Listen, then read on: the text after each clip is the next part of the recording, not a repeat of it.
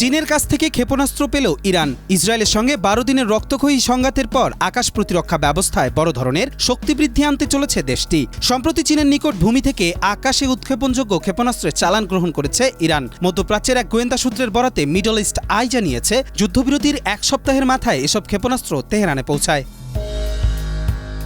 বিশ্লেষকরা বলছেন, এ চুক্তি শুধু প্রতিরক্ষা নয়, বরং বেইজিং তেহরান সম্পর্কের কৌশলগত গভীরতা প্রকাশ করে। মার্কিন নিষেধাজ্ঞা সত্ত্বেও তেল বিনিময়ে এসব অস্ত্র সংগ্রহ করেছে ইরান। যুক্তরাষ্ট্রের জ্বালানি তথ্য সংস্থার তথ্য অনুযায়ী ইরানের 90% অপরিশোধিত তেল এখনও চীনে রপ্তানি হয়। একাধিক আরব নিরাপত্তা বিশ্লেষক জানান, যুক্তরাষ্ট্র ও তার মিত্ররা জানত ইরান এমন সমর প্রযুক্তির অনুসন্ধানে রয়েছে। তারা হোয়াইট হাউসকেও এ বিষয়ে অবগত করেছে। যদিও চীনের কাছ থেকে ইরান মোট কতটি ক্ষেপণাস্ত্র পেয়েছে সে সংখ্যাও এখনও অজানা।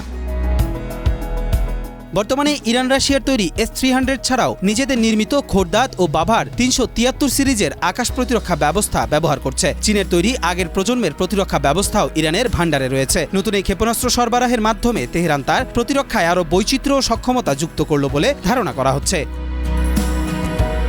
কবির চৌধুরী, মাই টিভি।